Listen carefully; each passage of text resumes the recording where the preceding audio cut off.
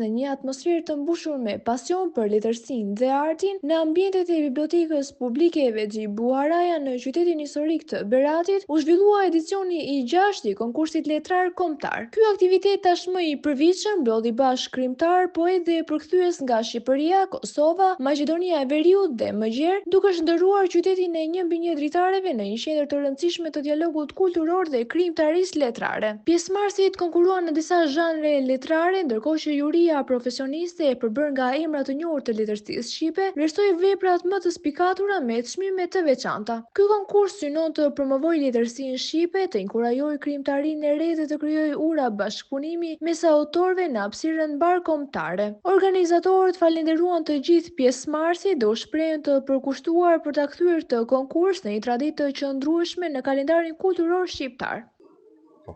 Edicioni i 6 i çmimeve Vexhi Buharaja, që organizohet nga Bashkia e qytetit Beratit, shënon padyshim një pjesëmarrje të autoriteteve letrare nga hapësira shqiptare, qofshin ata në territorin administrativ, por edhe në diasporë vendit. Ka një vëmendje të jashtëzakonshme. Në këtë edicion morën pjesë konkurrentë të ardhur nga gjitha trojet shqiptare, autoritete letrare me kontribute në fushën e botimeve dhe të autorsisë së tyre.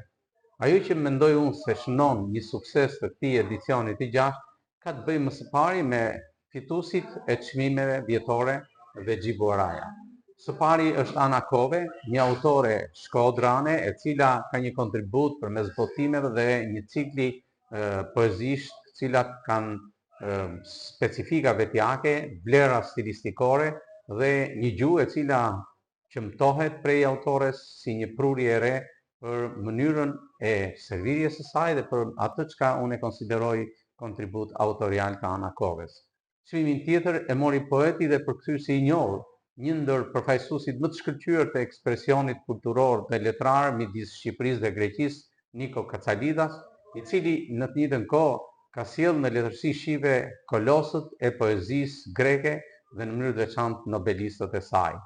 Dhe çmimin tjetër e mori njëkohësisht përkthyesi i Rilkes, është Gjergj Jozef Kola, i cili jeton në Austri dhe që praktikisht ka një kontribut për fushën përkthimore dhe për poezinë nga sjell nga gjuhët gjermanike.